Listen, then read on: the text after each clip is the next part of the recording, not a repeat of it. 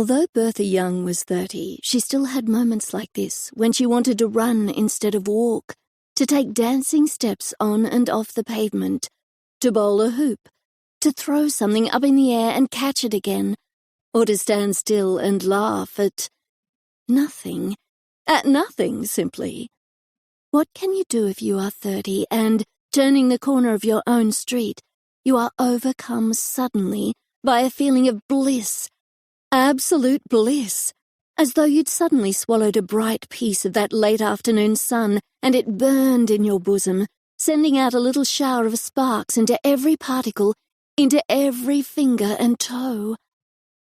Oh, is there no way you can express it without being drunk and disorderly? How idiotic civilization is. Why be given a body if you have to keep it shut up in a case like a rare, rare fiddle? No, that about the fiddle is not quite what I mean, she thought, running up the steps and feeling in her bag for the key. She'd forgotten it, as usual, and rattling the letterbox. It's not what I mean, because— Thank you, Mary. She went into the hall. Is Nurse back? Yes, ma'am.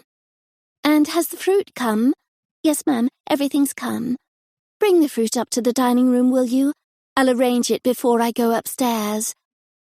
It was dusky in the dining room, and quite chilly, but all the same Bertha threw off her coat. She could not bear the tight clasp of it another moment, and the cold air fell on her arms. But in her bosom there was still that bright, glowing place, that shower of little sparks coming from it. It was almost unbearable. She hardly dared to breathe for fear of fanning it higher, and yet she breathed deeply, deeply.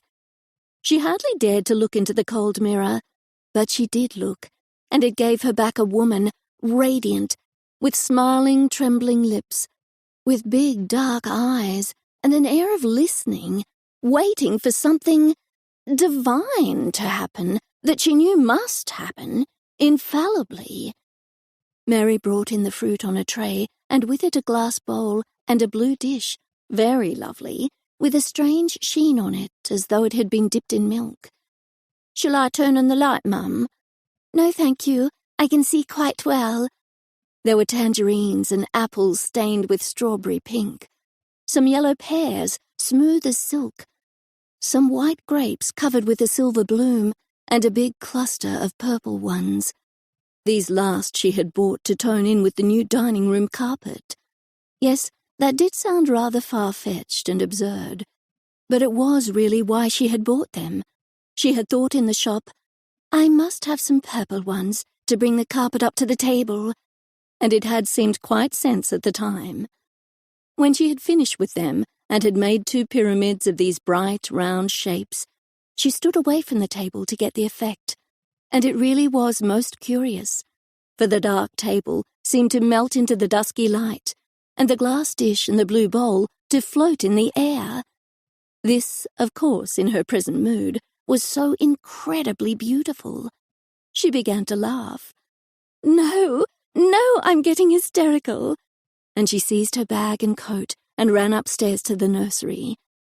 Nurse sat at a low table, giving little Bee her supper after her bath. The baby had on a white flannel gown and a blue woolen jacket, and her dark, fine hair was brushed up into a funny little peak. She looked up when she saw her mother and began to jump.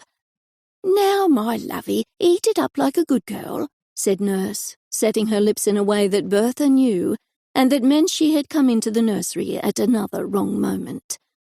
Has she been good, Nanny? She's been a little sweet all the afternoon, whispered Nanny. We went to the park, and I sat down on a chair and took her out of the pram, and a big dog came along and put its head on my knee, and she clutched its ear, tugged it. Oh, you should have seen her. Bertha wanted to ask if it wasn't rather dangerous to let her clutch at a strange dog's ear, but she did not dare to. She stood watching them, her hands by her side, like the poor little girl in front of the rich little girl with the doll,